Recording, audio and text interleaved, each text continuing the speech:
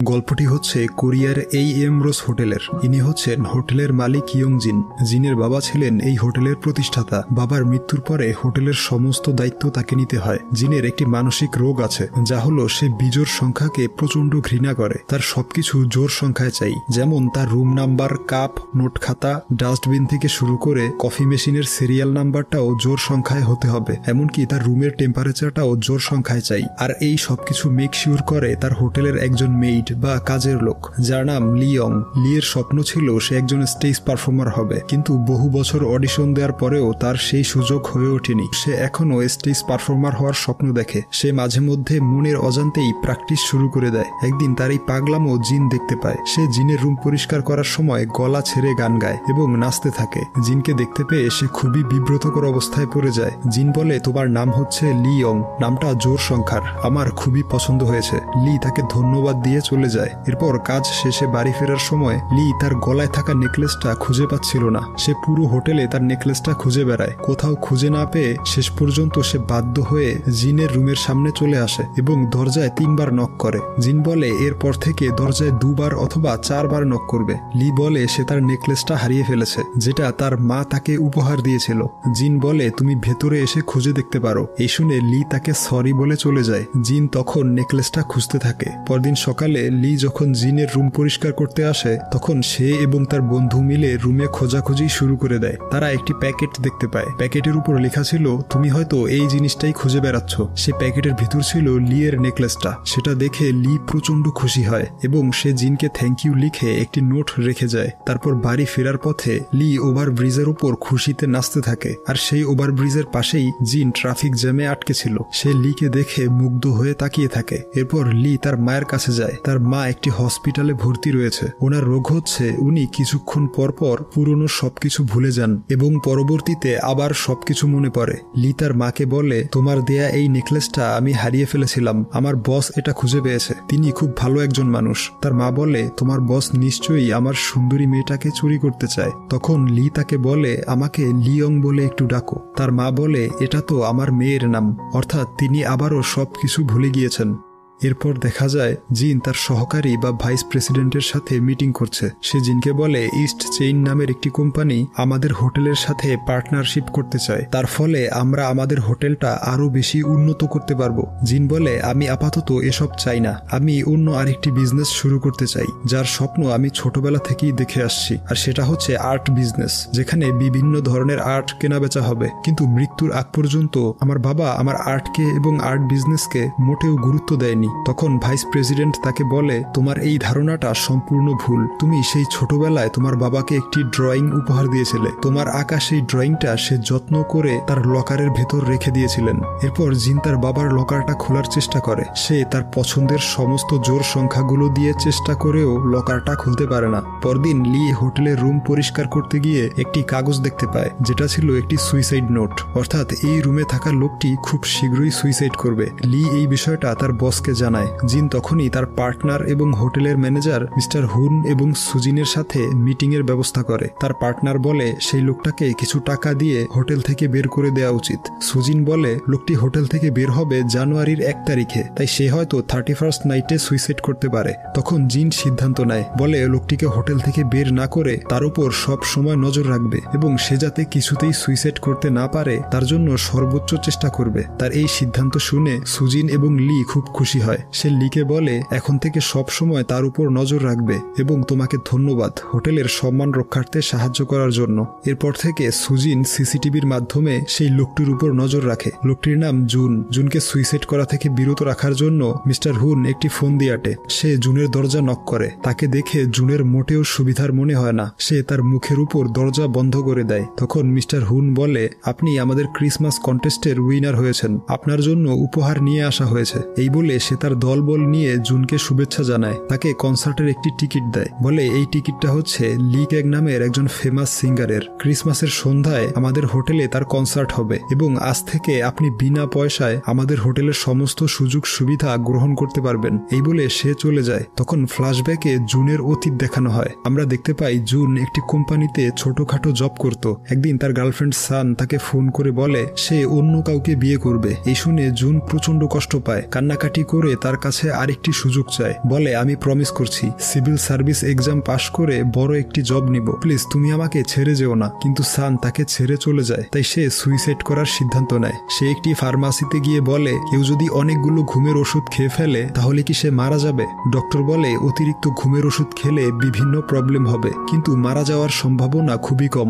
এই বলে সে তাকে বিষ অফার করে, কিন্তু জুনের কাছে অত টাকা না থাকায় সেটা কিনতে পারে না। এরপর সে কীটনাশকের দোকানে আসে। দোকানদার তাকে বলে এখন আর কেউ কীটনাশক খেয়ে মরে না, কিন্তু তুমি এই ইঁদুর মারার ওষুধটা ট্রাই করতে পারো। জুন বলে আপনাকে কে বলেছে আমি মরতে চাই। এই বলে সে একটি গাছ কিনে চলে আসে এবং বলতে থাকে আজকাল সুইসাইড করাটাও অনেক কঠিন হয়ে পড়েছে। তখন তার পাশ দিয়ে একটি গাড়ি চলে যায়। সে বলে অল্পের জন্য বেঁচে গেলাম। এরপর বাড়ি ফিরে জুন ডিসিশন নেয় যে মরতে হলে সে লাক্সারিয়াস ভাবে মরবে, মৃত্যুর আগে কয়েকটা দিন সে উপভোগ করবে। তাই বাড়ির মালিককে ফোন করে সে তার অ্যাডভান্স করা টাকাগুলো তুলে নেয় এবং এমরোজ হোটেলে চলে আসে। সে রিসেপশনিস্টকে বলে যে তার একদম টপ ফ্লোরের একটা রুম লাগবে। রিসেপশনিস্ট জিজ্ঞেস করলে সে বলে টপ ফ্লোর থেকে সে শহরের ভিউ দেখবে। দেখা যায় জুন হোটেলের টপ ফ্লোরের একটি রুম নিয়ে নেয়। রুমে থাকা ফ্রি বিয়ার এবং ফ্রি জুতা দেখে সে প্রচন্ড খুশি হয়। তার রুমের টেলিফোনের সুইচের সাথে লাইটের সুইচ কানেক্ট করা ছিল। সে উল্টোপাল্টা বাটন প্রেস করে হোটেলের ওয়েক আপ কল সার্ভিসে ফোন করে দেয়। ওয়েক আপ কল সার্ভিসের কাজ হচ্ছে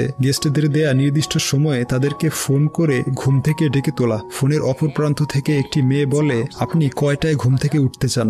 জুন বলে সকাল 9:30। সে মেয়েটিকে আরো বলে ফোন করার পরেও যদি আমি ঘুম থেকে না উঠি তাহলে আপনারা কি করবেন। মেয়েটি বলে তাহলে আপনার রুম নক করা হবে। এরপর সে একটি সুইসাইড নোট লিখে যে বছরের শেষ দিনে আমি এই হোটেলে সুইসাইড করব, কারণ আমি দুর্ভাগা। জব থেকে এবং ভালোবাসার মানুষটি থেকে প্রতিটা ক্ষেত্রেই আমি ব্যর্থ হয়েছি। আমার বেঁচে থাকার কোনো অধিকার নেই। লেখাটা তার কাছে ভালো না লাগায় কাগজটা সে ছুঁড়ে ফেলে দেয়। এরপর আরেকটি নোট লিখতে শুরু করে, কিন্তু সে প্রচন্ড ইমোশনাল হয়ে বিছানায় পড়ে কান্নাকাটি শুরু করে দেয়। কিছুক্ষণ পরে সে বলে বিছানাটা খুবই আরামদায়ক। পরদিন সকালে লি রুম পরিষ্কার করতে এসে তার সুইসাইড নোটটি কুড়িয়ে পায় এবং সেটা নিয়ে জিনকে দেখায়। এরপর গল্পের কাহিনী বর্তমানে চলে আসে। সকালবেলা ওয়েক আপ কল সার্ভিস থেকে ফোন করা হয়। মেয়েটি জুনকে একটি ধাঁধার সমাধান করতে দেয়, কারণ তাদের নিয়ম হচ্ছে ওয়েক আপ কল করে ধাঁধার সমাধান করতে দিবে। সমাধান করতে গিয়ে তাদের ব্রেইন সেল অ্যাক্টিভ হয়ে যাবে, ফলে তারা আবার ঘুমিয়ে পড়বে না। জুন মেয়েটির সাথে অনেকক্ষণ কথা বলে। তাকে বলে পরদিন সকালে ঠিক একই সময় তাকে যেন ওয়েক আপ কল দেয়া হয়। পরদিন ছিল ক্রিসমাস। জুন সন্ধ্যাবেলা লি ক্যাং এর কনসার্ট দেখার জন্য হোটেলের অডিটোরিয়াম রুমের দিকে যাচ্ছিল। হঠাৎ সে হোটেলে তার এক্স গার্লফ্রেন্ড সান এবং তার ফিয়োন্সেকে দেখতে পায়। কয়েকদিনের মধ্যেই সান একে বিয়ে করবে। লোকটি জুনকে বলে আমাদের পিছু করা বন্ধ করো। এই বলে সে সানকে নিয়ে কনসার্ট দেখতে চলে যায়। জুন মন খারাপ করে বাহিরে বসে তার এবং সানের ছবিগুলো ফোন থেকে ডিলিট করে দিচ্ছিল। তখন তার পাশেই এক কাপল এসে রোমান্স করতে থাকে। এ দেখে সে আরো বেশি কষ্ট পায়। যাওয়ার আগে সে তাদেরকে বিরক্ত করে চলে যায়। অপরদিকে জিন লিকে রাস্তার পাশে দেখতে পায়। সে একটি বাচ্চার বেলুন গাছ থেকে নামানোর চেষ্টা করছিল। তখন জিন গাড়ি থেকে নেমে তাকে সাহায্য করতে আসে। জিন বাচ্চাটাকে তুলে ধরে, কিন্তু সে কিছুতেই তার নাগাল পাচ্ছিল না। তাই জিন এবার লিকে তুলে ধরে। সে বেলুনটার নাগাল পেয়ে যায়। সেখানে একটা রোমান্টিক মুহূর্তের সৃষ্টি হয়। জিন তাকে জিজ্ঞেস করে আজ ক্রিসমাস ইভিনিং উপলক্ষে তোমার প্ল্যান কি। লি বলে সে চার্চে বা গির্জায় গিয়ে প্রার্থনা করতে চায়। জিন বলে আমারও চার্চে যেতে হবে। তারা দুজন একসাথে চলে আসে। জিন চার্চের নিয়ম কানুন কিছুই জানে না। সে সবকিছু ভুলভাল করতে থাকে। এই দেখে লিয়ের খুব হাসি পায়। এরপর প্রার্থনা শেষে লি জিনকে বলে আমি একজন স্টেজ পারফর্মার হতে চাই। কয়েকদিন পরেই আমার একটা অডিশন রয়েছে। জিন বলে সেখানে চান্স পেয়ে গেলে তুমি আর কখনোই হোটেলে আসবে না, তাই না? এরপর তারা একে অপরকে ক্রিসমাসের শুভেচ্ছা জানিয়ে চলে যায়। এরপর দিন জুন যখন সুইমিং পুলে যায় তখন সে দেখতে পায় একটি ছেলে প্রায় ডুবে যাচ্ছে। সে তখনই পুলে ঝাঁপিয়ে পড়ে ছেলেটাকে বাঁচিয়ে নেয়। ছেলেটা জ্ঞান হারিয়ে ফেলেছিল। সে প্রাথমিক চিকিৎসার মাধ্যমে তার জ্ঞান ফিরিয়ে আনে। তখনই হোটেলের ম্যানেজার সুজিন দৌড়ে এসে বলে আমার ভাই পার্ককে বাঁচানোর জন্য আমি আপনার কাছে চিরকৃতজ্ঞ। উপরওয়ালা যেন আপনাকে অনেক দিন বাঁচিয়ে রাখে। তখন আমরা জানতে পারি পার্ক হচ্ছে তার স্কুলের সেরা সুইমার। তার ডুবে যাওয়ার বিষয়টা ছিল সুজিনের সাজানো নাটক। সুজিন এইসব করিয়েছিল জুনকে বেটার ফিল করানোর জন্য। এরপর রুমে ফেরার সময় হোটেলের একজন স্টাফ জুনকে বাও করে সম্মান জানায়। তার পরদিন সকালে কল সার্ভিসের মেয়েটি ফোন দিলে মেয়েটিকে তার নাম জিজ্ঞেস করে। সে বলে তার নাম ওয়েক আপ কল 6 এবং সে কোনো মানুষ নয়। তার ভয়েসটি হচ্ছে কম্পিউটারের সফটওয়্যার দ্বারা নিয়ন্ত্রিত। এই শুনে জুনের আবারও মন খারাপ হয়ে যায়। তখন মেয়েটি বলে আমি আপনাকে বোকা বানিয়েছি। আমি একজন মানুষ, কিন্তু হোটেলের নিয়ম অনুযায়ী আমরা কাউকে আমাদের নাম ঠিকানা বলতে পারি পারি না। এরপর থেকে সে মেয়েটির সাথে প্রায় সময় কথা বলে। পরদিন সকালে জিন লিকে বলে, অডিশন রেখে তোমার আজ হোটেলে আসা উচিত হয়নি। এই বলে সে লিকে টেনে নিয়ে যায়। লি অডিশনে পারফর্ম করে। তার পারফরমেন্স দেখে জিন অনিচ্ছাকৃতভাবে হাততালি দিয়ে দেয়। এরপর লি অডিশন থেকে বের হয়। জিন বলে, তুমি খুব ভালো পারফর্ম করেছো, তাই আমি নিশ্চিত যে তুমি সুসংবাদ নিয়ে এসেছো। লি বলে, এই নিয়ে আমি বহুবার অডিশন দিয়েছি, কিন্তু বরাবরের মতো এবারও ভাগ্য আমার সহায় হয়নি। আপনাকে ধন্যবাদ আমাকে এই পর্যন্ত নিয়ে আসার জন্য। এরপর থেকে আমাকে আর সাহায্য করতে আসবেন না। আমি শুধুমাত্র আপনার হোটেলের একজন সাধারণ কর্মচারী, এর বেশি কিছু নই। যাওয়ার আগে সে আরো বলে যায়, প্রত্যেকটা সংখ্যার গুরুত্বই অপরিসীম। জোর বিজোর প্রত্যেকটা সংখ্যাকেই সমান গুরুত্ব দেওয়া উচিত, তাহলেই আপনি আপনার সেই রোগ থেকে মুক্তি পাবেন। এরপর একদিন হোটেলের একজন ম্যানেজার লিকে বলে, সবাই তোমার নাম দিয়েছে গোল্ড ডিগার, কারণ তুমি নাকি টাকার লোভে বসের সাথে ঘুরে বেড়াও। এই শুনে লি প্রচন্ড কষ্ট পেয়ে বাড়ির দিকে রওনা হয়। তখন দুজন স্টাফ তাকে দেখে একে অপরকে বলে, মেয়েটিকে দেখতে ইনোসেন্ট হলেও আসলে সে অনেক বড় মাপের একজন লোভী। এতে লি আরো বেশি কষ্ট পায়। সে হসপিটালে তার মায়ের সাথে দেখা করতে আসে। তার মা হসপিটালের একটি অনুষ্ঠানে অংশগ্রহণ করে। লি ইশারার মাধ্যমে ডাকলেও সে তার মেয়েকে চিনতে পারে না।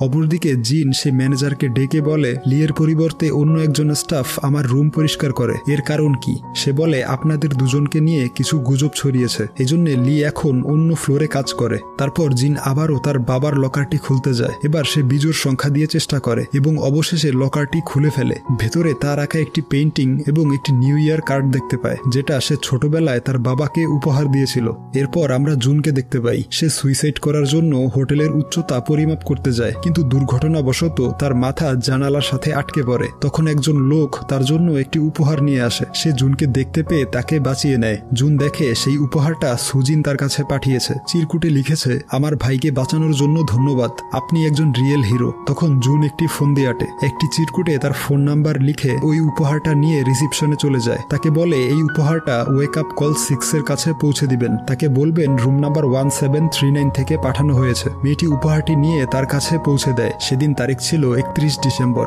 আজকের এই দিনেই জুনের সুইসাইড করার কথা ছিল, তাই হোটেলের নিরাপত্তা বাড়িয়ে দেওয়া হয়। জুন একজন সিকিউরিটি গার্ডের ওয়াকি টকিতে শুনতে পায় যে ক্রিসমাস কন্টেস্টের উইনার হওয়া, সুইমিং পুল থেকে একজনের জীবন বাঁচানো সবকিছুই ছিল তাদের পরিকল্পিত। এটা শুনতে পেয়ে সে সুইসাইড করার জন্য দৌড় লাগায়। সে একদম টপ ফ্লোরে চলে যায়। সুজিন সিকিউরিটি গার্ডদের নিয়ে তাকে বাঁচাতে চলে আসে। তখন ওয়েক আপ কলের মেয়েটি তাকে ফোন করে, তার উপহারের জন্য ধন্যবাদ জানায়। জুন বলে, আর কখনো আমাকে ডেকে তুলতে হবে না, আমি চিরকালের জন্য চলে যাচ্ছি। ঠিক তখনই ওয়েক আপ কলের মেয়েটি সেখানে চলে আসে। সে জুনকে বলে, আমিও তোমার ভয়েসের প্রেমে পড়ে গিয়েছিলাম। এরপর প্রথম দেখায় তোমার সাথে কথা বলতে চেয়েও পারিনি। তোমার রুম নাম্বার দেখে বুঝেছিলাম যে এটাই তুমি। সত্যি বলতে আমিও আজ সুইসাইড করতে চাই। আমি আমার একঘেয়েমি জীবন থেকে মুক্তি চাই। তখন জুন তাকে থামিয়ে বলে, তুমি মরে গেলে তাদের কি হবে, যারা আগামীকাল সকালে তোমার ওয়েক আপ কলের জন্য অপেক্ষায় রয়েছে? সে বলে, যাকে আমি ওয়েক আপ কল করতে চাই সেই যদি সুইসাইড করে নেয় তাহলে আমার বেঁচে থেকে কি লাভ? জুন তার ভালোবাসা বুঝতে পেরে রেলিং থেকে উঠে আসতে নেয়। হঠাৎ সে স্লিপ করে পড়ে যাচ্ছিল। তখন সিকিউরিটি গার্ডরা এসে তাকে বাঁচিয়ে নেয়। সে ভয় পেয়ে তাকে জড়িয়ে ধরে কান্না করে দেয়। অপরদিকে ইস্ট চেইন কোম্পানির সাথে জিনের মিটিং হয়। তারা জিনকে বলে, হোটেলের উন্নয়নের জন্য আগের সমস্ত কর্মচারী-কর্মকর্তাদের বের করে দিয়ে নতুন লোকজন নিয়োগ করতে হবে। এই শুনে জিন রেগে গিয়ে মিটিং ক্যান্সেল করে দেয়। সে ডিরেক্ট ওয়েট্রেসদের কমন হলে চলে আসে। লিয়ের কাছে গিয়ে বলে, আমি তোমার সাথে নিউ ইয়ার সেলিব্রেট করতে চাই। লি তাকে মানা করে দিয়ে বলে, সবাই আমাকে গোল্ড ডিগার বা লোভী বলে ডাকে। জিন বলে, আর সবাই আমাকে সেলফিশ বলে ডাকছে। লোভী এবং সেলফিশ খুব ভালো কম্বিনেশন হবে, তাই না? এই বলে জিন সবার সামনে দিয়ে তাকে হাত ধরে টেনে নিয়ে বাহিরে চলে আসে। ঠিক তখনই নিউ ইয়ার সেলিব্রেশন শুরু হয়ে যায়। তারা একে অপরকে গ্রহণ করে নেয়। তাদের গল্পটি এইখানেই শেষ হয়ে যায়। পরবর্তীতে সুজিন, সুজিনের ভাই পার্ক, মিউজিশিয়ান লিক্যাং সহ এমরোস হোটেলের সাথে জড়িত আরো কয়েকজনের গল্প নিয়ে হাজির